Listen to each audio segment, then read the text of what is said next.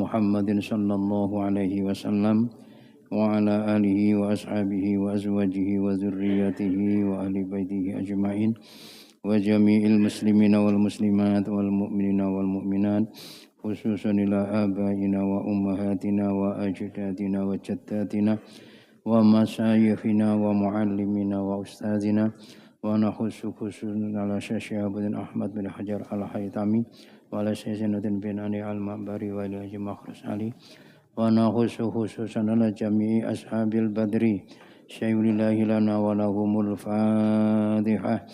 أعوذ بالله من الشيطان الرجيم بسم الله الرحمن الرحيم الحمد لله رب العالمين الرحمن الرحيم مالك يوم الدين إياك نعبد وإياك نستعين اهدنا الصراط المستقيم صراط الذين أنعمت عليهم غير المغضوب عليهم ولا الضالين رب اغفر لي ولوالدي وللمؤمنين آمين استغفروا ربكم إنه كان غفارا اللهم أنت ربي لا إله إلا أنت خلقتني وأنا عبدك وأنا على عهدك ووعدك ما استطعت أعوذ بك من شر ما صنعت أبوء لك بنعمتك علي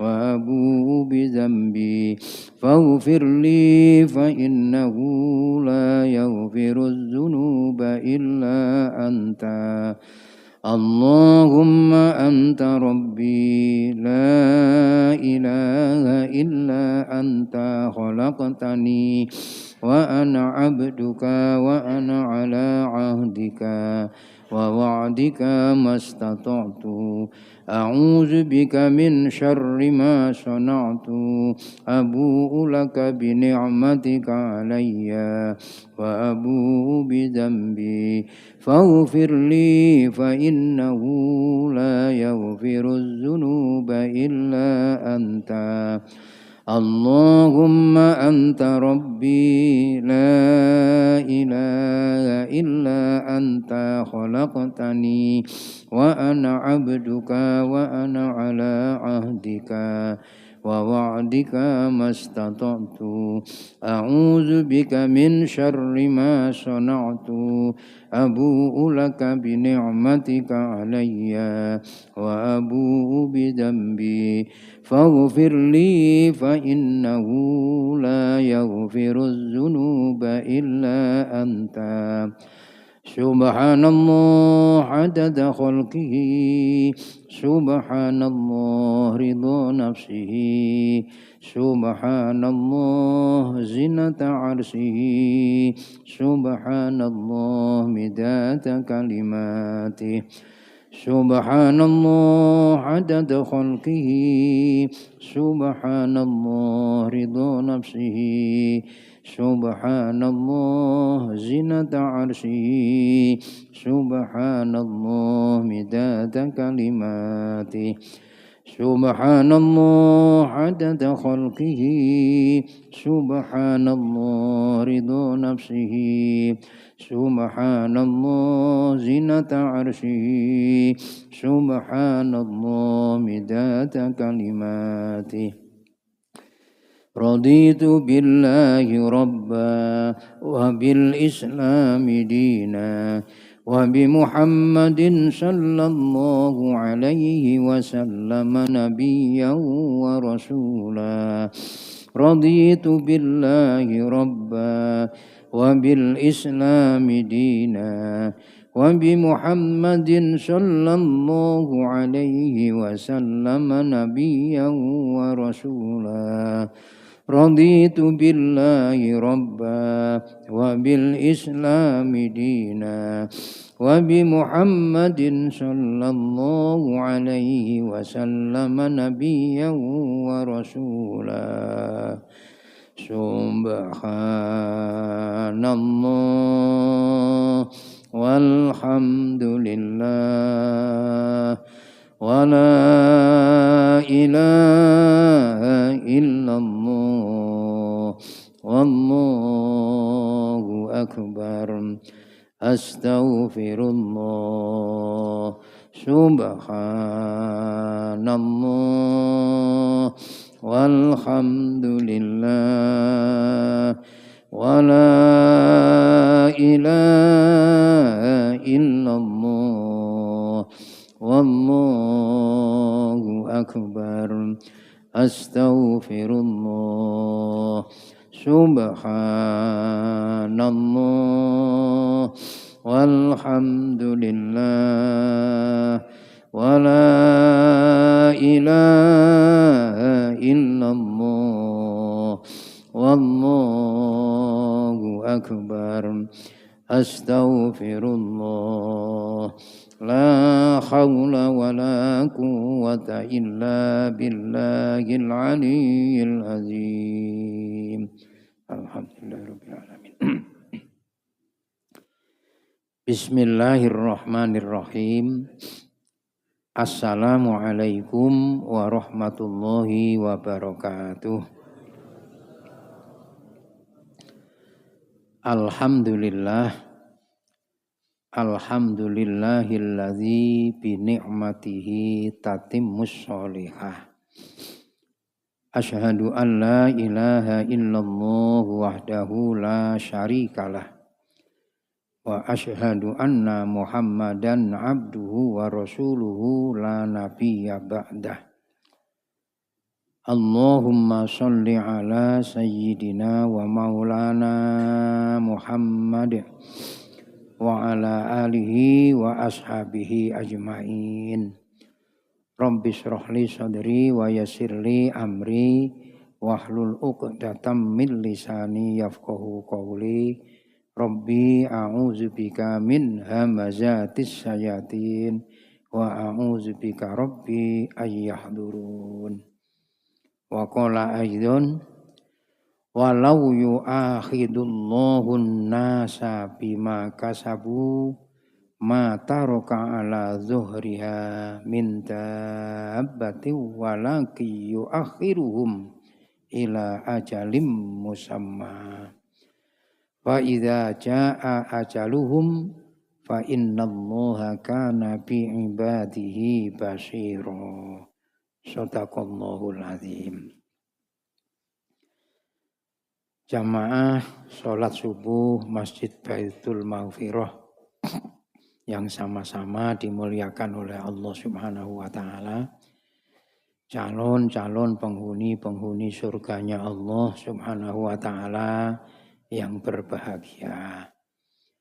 Pertama, kita sampaikan puji dan syukur kehadirat Allah Subhanahu wa taala di mana kita telah diberikan pertolongan untuk dapat menyelesaikan saum Ramadan 1446 Hijriah dan melanjutkannya dengan puasa 6 hari di bulan Syawal.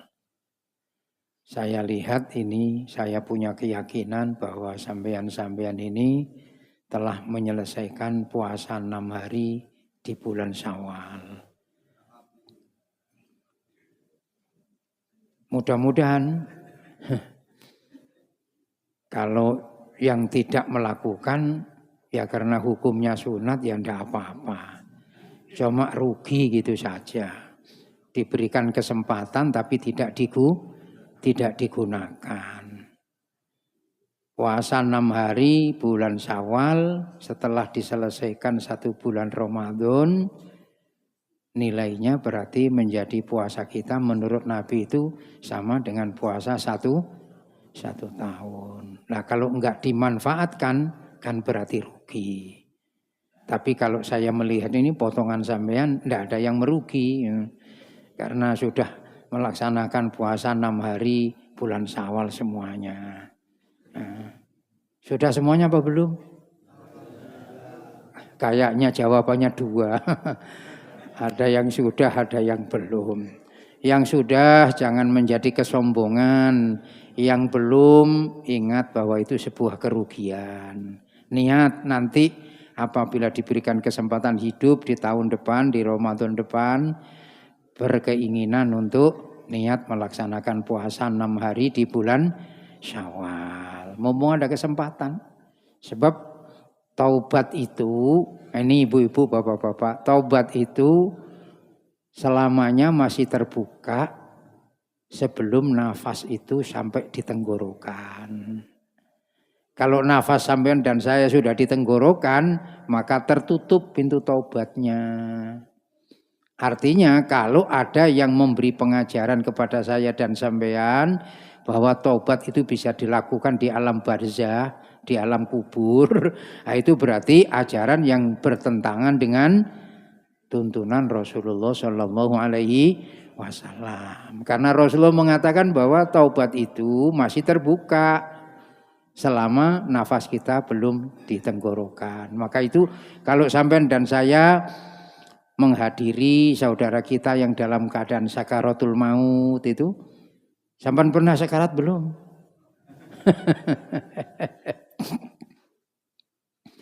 Dalam keadaan sakaratul maut itu kita dianjurkan untuk mentalkinnya, membimbingnya, mengingatkannya dengan kalimat tauhid, la ilaha illallah itu.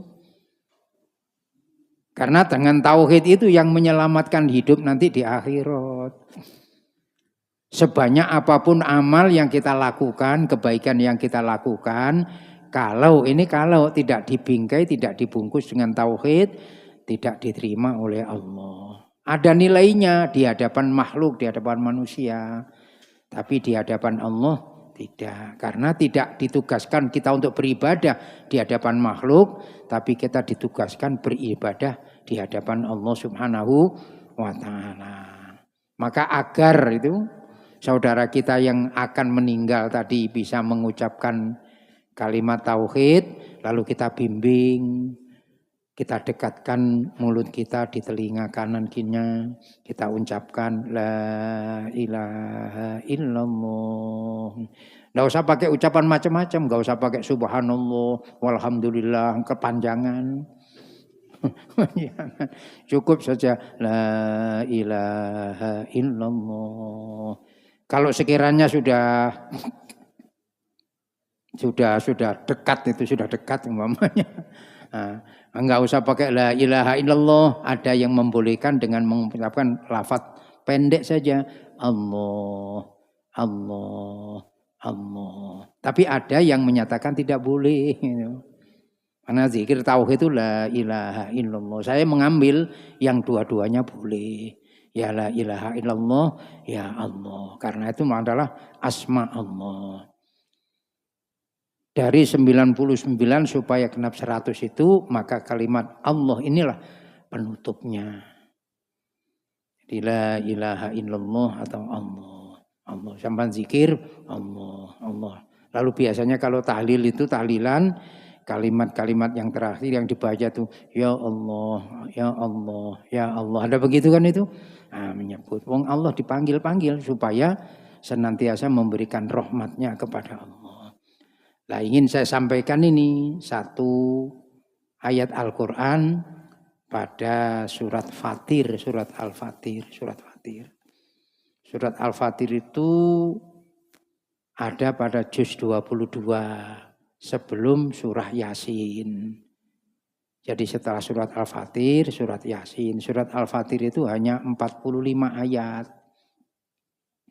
Nah, surat Yasin terdiri dari 83 ayat. Surat Al-Fatir ayat yang terakhir saya bacakan.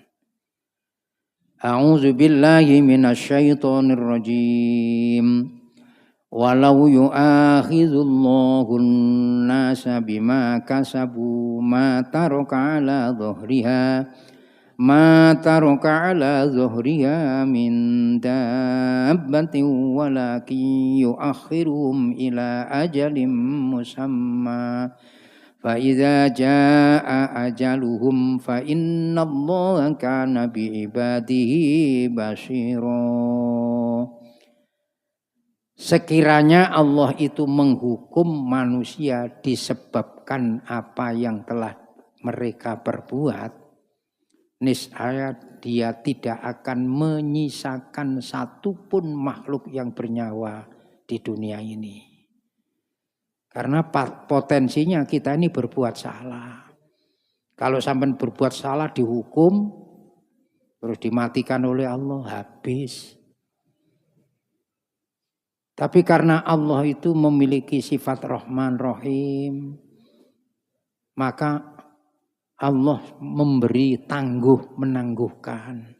Supaya saya dan sampean menjadi makhluk yang sadar.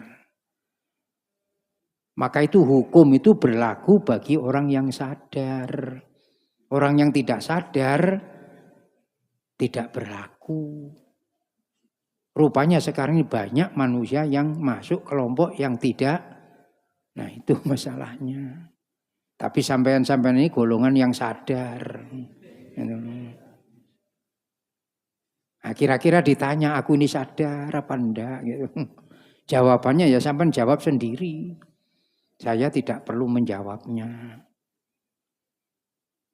Orang yang sadar itulah diberi oleh Allah akal dan pikiran. Dan akal pikirannya tadi diperbuat untuk menemukan dirinya dicipta itu untuk apa. Dirinya dicipta itu mau kemana. Itu selalu ditanyakan pada dirinya.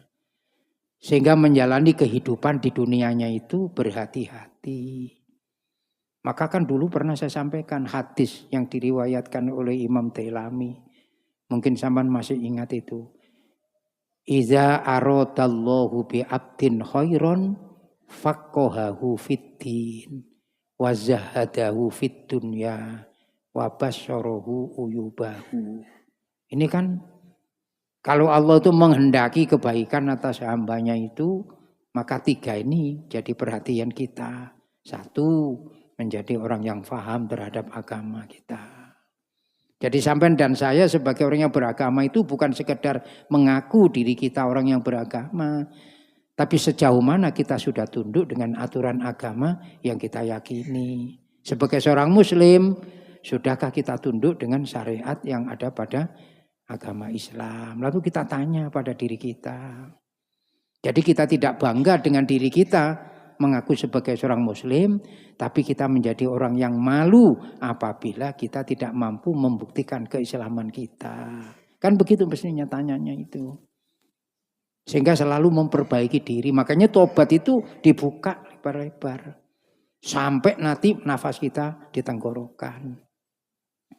Dibuka. Apalagi sekarang ini sampean-sampean masih sehat walafiat. Dibuka lebar-lebar. Kecuali kalau sampean sudah tidak lagi mengaku mempunyai dosa. Tapi kalau potongan sampean kayaknya tidak pantas, tidak punya dosa ini. Apalagi yang ngomong ini banyak dosanya. Nah, itu. Tapi Allah mengatakan itu walaki yuakhiruhum ila ajalim musamma. Nanti Allah tuh mengambil haknya itu kalau sampean nanti sudah meninggal. Contoh kejadian ada yang tsunami dan lain sebagainya. Itu bukan azab Allah. Mungkin itu bagian pelajaran bagi kita. Tuh. Maka kita harus berpikir. Maka tadi dikatakan agama itu untuk orang yang sadar. Ad-dinu aklun, la dina liman la aklalah. Itu. Agama itu untuk orang yang berakal. Tidak perlu agama bagi orang yang tidak berakal. Lu ngaku beragama tapi akalnya enggak digunakan. Kira-kira membohongi diri apa tidak? Jawabannya kan sampean sendiri yang bisa menjawab. Oh begini, oh begini. Makanya faqahahu fiddin. Ini penting bagi kita itu. Nah supaya saya dan sampean di dalam melakukan amal itu bernilai, bermanfaat untuk kita. Maka di dalam melakukan amal nuruti aturan agama. Amal semata-mata untuk Allah. Nanti dibuka dalam surat Al-Kahfi itu. Ayat yang ke-110. Surat Al-Kahfi kan cuma 110 ayat. Ayat yang ke-110 itu di situ ada kalimat yang berbunyi. Faman kana yarju liqa'a rabbih falyamal amalan sholiha wala yusyrik bi'ibadati rabbih ahada. Saman buka nanti ketemu itu. Kalau sampean dan saya itu kepingin nanti kembali di hadapan Allah memperoleh keridhoannya, memperoleh kasih sayangnya, maka di dalam melakukan amal ibadah, amal soleh ini sekali-kali jangan sampai kita mensekutukan Allah. Coba bayangkan, bisa jadi sampai beribadah nih zahirnya tampak beribadah, nauzubillah. Tapi hati kita, wah kalau tidak aku ikut berjamaah di Baitul Maghfirah, siapa yang ngisi? Sombong. Ini bicara hati. Maka hati ini berusaha untuk ditata. Senantiasa disambungkan kepada Allah. Alhamdulillah aku bisa mendapatkan pertolongan Allah. Bisa melaksanakan sholat subuh berjamaah. Bukan keakuannya yang muncul. Tapi rasa terima kasihnya, bersyukurnya. Karena pertolongan Allah subhanahu wa ta'ala. Itu diikat oleh Allah subhanahu wa ta'ala itu. Sama buka nanti surat Al-Kahfi itu ketemu itu nanti itu. Lalu kita koreksi dalam diri kita. Apakah kita di dalam beramal itu masih ada unsur li ghairillah. Ini perlu untuk kita awasi. Ini tauhid kita. Kenapa sampai Nabi mengajarkan kepada kita. Kalau kita menghadiri orang yang dalam keadaan sakaratul maut itu. Diperintah kita untuk mentalkin mengucap kalimat zikir la ilaha illallah. Ini tauhid yang menyelamatkan kita. Maka amal apapun yang kita kerjakan, sebanyak apapun, kalau tidak dibingkai, tidak dibungkus dengan tauhid, menjadi sia-sia di hadapan Allah. Nah tadi sudah saya sampaikan ayatnya itu, nanti buka surat Al-Kahfi. Kalau sampean bawa HP boleh sampean buka, takutnya salah saya itu. Maka itu Allah berjanji, khitabnya itu untuk orang yang beriman, yang dipanggil oleh Allah orang yang beriman. Surat Al-Kahfi ayat 107 nanti sampean buka. Bismillahirrahmanirrahim. Innallazina amanu wa amilus solihati kanat lahum jannatul firdausi nuzula. 107 surat Al-Kahfi. Sungguh orang yang beriman, yang iman tadi dibuktikan dengan amilus solih awamunya itu ada sambung. Tidak cukup mengatakan dirinya beriman, harus didasari dengan amilus solihah. Dalam melakukan amilus solihah itu dibingkai dengan keimanannya. Karena Allah kanat lahum jannatul firdausi nuzula. Allah telah menyiapkan bagi sampean-sampean semuanya yang di dalam melakukan amal dilandasi iman tadi itu surga firdaus. Nah, ini kayaknya potongan sampean yang akan menempati itu. Dan saya tidak yakin sampean mau berada di Hutomah, tidak mungkin. Adalah di sini yang mau masuk Hutomah, tidak ada. Narullahil muqaddah itu, api yang menyala-nyala. Maunya surga firdaus. Lalu diingatkan oleh Allah, ditegaskan oleh Allah. Khalidina fiha la yabghuna anha khiwala. Sampai-sampai nanti kalau sudah berada di surga firdaus itu di dalamnya selama-lamanya. Bayangkan ibadah yang hanya waktu terbatas di dunia. Mungkin ada yang 80 tahun, mungkin ada yang 60 tahun, ada yang 70 tahun. Seandainya sampai dan saya umurnya 80 tahun, saya yakin selama 80 tahun itu tidak ada beribadah semuanya. Mungkin separuhnya aja belum tentu. Saman koreksi sudah. Sampai sekarang umurnya mungkin 60. Lihat mulai dari 1 tahun sampai ke 60 ibadah semuanya apa tidak. Oh karena ibadahnya dimulai dari ketika kita balik. Taruhlah baliknya usia kita 15 tahun. Mulai umur 15 tahun sampai 60 tahun kita nih kira-kira isinya beribadah apa tidak. Tapi karena Allah tuh Maha Rahman, Maha Rahim. Sampai dimasukkan ke dalam surganya bukan karena amal sampean, bukan karena ibadah sampean, tapi rahmatnya Allah, fadlnya Allah. Sehingga nanti masuk surga selama-lamanya. Ibadahnya mungkin cuma sedikit karena Allah ridho dengan sampean. Karena sampean beribadah semata-mata karenanya, maka Allah menempatkan sampean ke dalam surganya. Tapi sampean beramal baik, dilandasi bukan karena Allah ingin mendapatkan pujian, rusak. Maka diingatkan oleh Allah, kalau kita menjadi orang yang beramal baik, lakukanlah amal baik itu jangan sampai kita mensekutukan terhadap Allah. Bisa jadi tadi saya katakan, lalu muncul ujubnya, muncul sum'ahnya, muncul riaknya. Saya kalau memberikan manasik haji itu saya ingatkan dengan teman-teman. Kemarin saya memberikan manasik haji di Kecamatan Sambutan, saya ingatkan. Berangkat haji itu sudah susah, nunggu waktu yang lama. Sampean tahu kalau sekarang sampean daftar sekarang, nunggu paling tidak 37 tahun baru bisa berangkat. Kecuali kalau sampean mengikuti haji itu kan ada 3 jenis. Ada haji yang reguler, ada haji yang plus, ada haji yang furoda. Plus itu furoda itu. Nah, kalau haji reguler ini lewat pemerintah dalam arti biasanya itu 37 tahun menunggunya. Kalau mau cepat ikut plus. Plus mungkin sekarang itu hampir 300 juta. Nunggu minimal 5 tahun. Nih, furoda bisa tahun ini sampean mungkin berangkat karena punya duit. Kalau sampean didatangi orang mau berangkat haji menggunakan furoda, kalau ditawari cuma 300 juta itu penipuan. Furoda itu minimal sekarang ini antara 400 sampai 450 juta. Tapi kalau sampean mau ikut furoda ya gampang aja. Duit sampean banyak. Nah itu. Kalau 2 orang suami istri minimal siapkan 1 miliar. 1 miliar kecil, duitnya rakyat Indonesia dikorupsi bukan miliaran, triliun.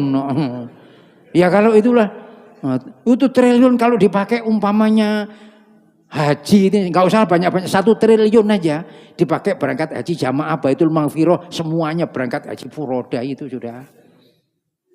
Tapi karena serakahnya manusia itu sampai padahal mati ya nggak dibawa. Kira-kira Pak Haji Mansur nanti kalau mati dibawalah rumahnya. Bakalan. Nah itu saya ingatkan itu kalau berangkat haji hati-hati, susah sudah kita nunggu sudah. Sementara saking beratnya haji agar mendapatkan nilai yang di sisi Allah itu dikatakan haji mabrur, sampai Nabi mengatakan siapa yang menunaikan ibadah haji memperoleh kedudukan haji yang mabrur tidak ada lagi balasannya kecuali surga. Al hajjul mabrur laisa lahu jaza illal jannah. Coba bayangkan. Tapi berangkat haji lagi itikaf di Masjidil Haram, selfie. Kirim, saya lagi itikaf di Masjid Haram. Pamer. Tapi enggak di sini, di sana. Di sana. Ini hati-hati, Masya Allah. Kelihatannya tampak haji, tapi boleh jadi muncul ada riyaknya, muncul ada ujubnya, muncul ada macam-macamnya.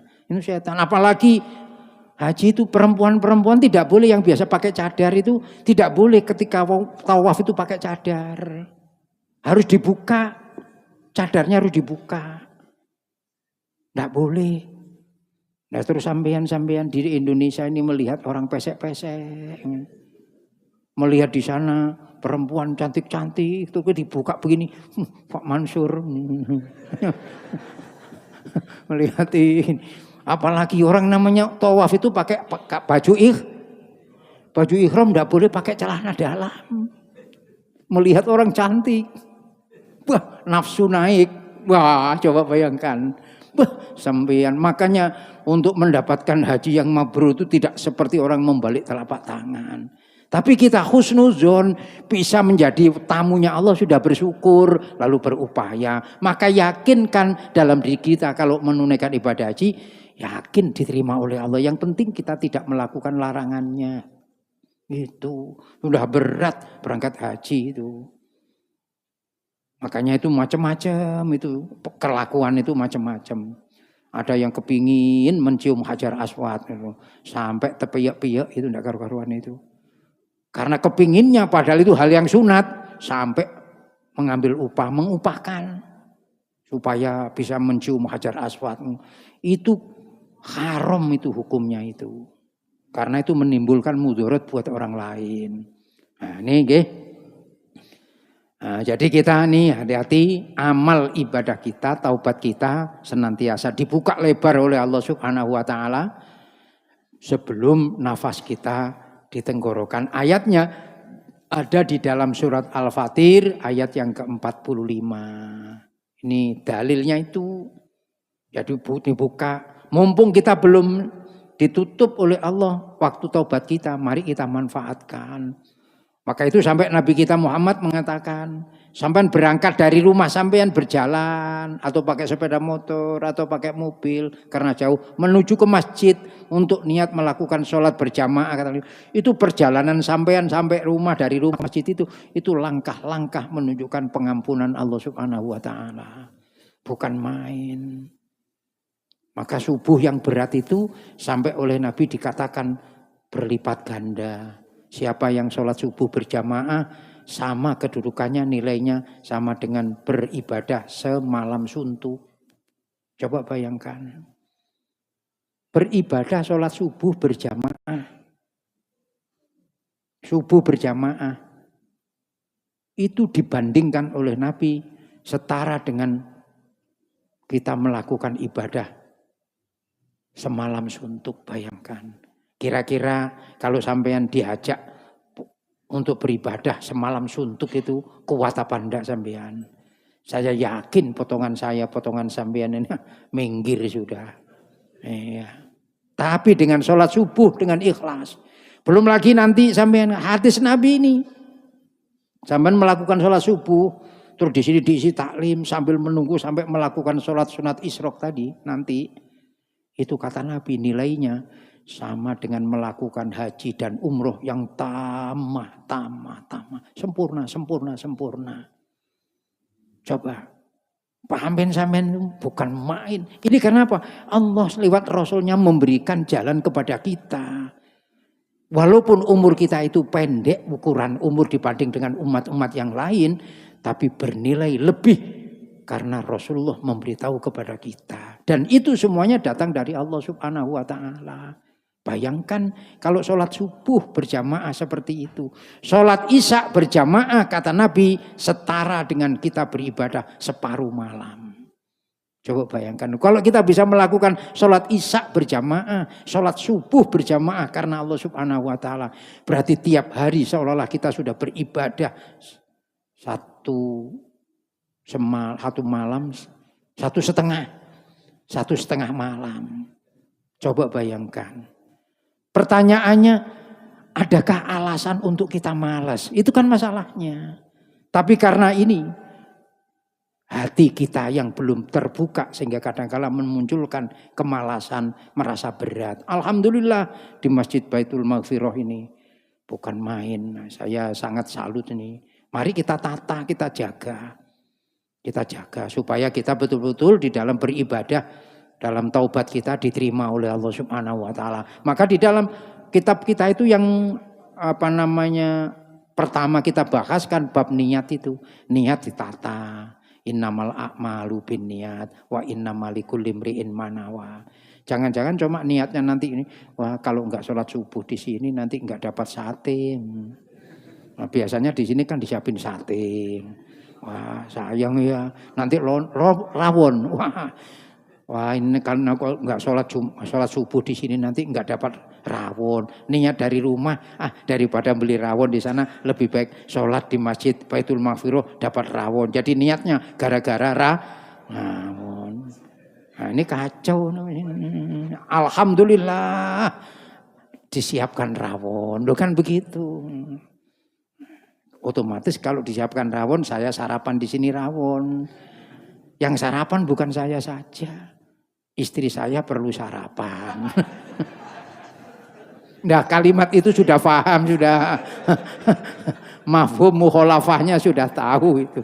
Baik nih, dibuka halaman itu 94. Yang bawa bukunya kebetulan buka buku. Ini saya kasih tip pertama ini. Untuk pertemuan kita. Nah ini insya Allah mungkin sudah, tapi ini sekedar pengulangan saja. Ini menambahi pertemuan pertama di setelah kita melaksanakan sholat Idul Fitri. Dan selesai melaksanakan puasa 6 hari. Agak lama sedikit nanti ini. Halaman 94 sampai 95. Ada hadis ini yang diriwayatkan oleh Imam Muslim. Nah ini. Supaya untuk pedoman sampean bisa dilakukan menjadi amalan sampean. Kalau sampean dan saya itu berdiri hendak mengerjakan sholat, baca oleh sampean 5 kalimat. Nah, hendak berdiri belum kita sholat belum. Kita hendak berdiri mungkin muadzin mungkin lagi mengumandangkan azannya atau sampean mau berdiri baca 5. Apa yang dibaca itu? Subhanallah, walhamdulillah, wala ilaha illallah, wallahu akbar, astaghfirullah. Sudah hafal? Ini baca, nih saya bacakan hadisnya. An Ummi Rafi annaha qalat, ya Rasulullah, dullani ala amalin ya'juruni Allahu azza wa jalla alaihi. Qala ya Umma Rafi, iza kumti ila sholati fasabbihillaha ta'ala asron. Tulisannya Latin di situ. Tulisannya Indonesia, tulisan huruf Indonesia. Tapi di sini tulisan saya tulisan Arab. Iza kumti ila sholati. Kenapa kok kumti bukan kumta? Karena zomirnya mu'annas, perempuan. Iza kumti ila sholati fasabbihillaha ta'ala asron wahallilihi asron wahmadihi asron wakabbirihi asron wastaghfirihi asron fa innaki idza sabbahti qala Allahu ta'ala hazali wa idza halalti qala Allahu ta'ala hazali wa idza hamidti qala Allahu ta'ala hazali wa idza kabbarti qala Allahu ta'ala hazali wa idza astaghfarti qala Allahu ta'ala qad fa'altu. Rawahu Muslim. Yaum Rafi, dia itu minta kepada Rasulullah amalan supaya apabila dilaksanakan Allah memberikan pahala yang banyak. Lalu Rasulullah memberi amalan. Ummi Rafi, kalau kamu berdiri hendak mengerjakan sholat, idza kumti ila sholati, apabila kamu berdiri hendak mengerjakan sholat, baca olehmu. Apa yang dibaca? Subhanallah, walhamdulillah, wala ilaha illallah, wallahu akbar, astaghfirullah. Dibaca 10 kali. Jadi kalau subhanallah walhamdulillah wala ilaha illallah wallahu akbar astaghfirullah berarti kan baru sekali. Kalau diulangi lagi mulai subhanallah walhamdulillah wala ilaha illallah wallahu akbar astaghfirullah 2 kali. Ini dianjurkan.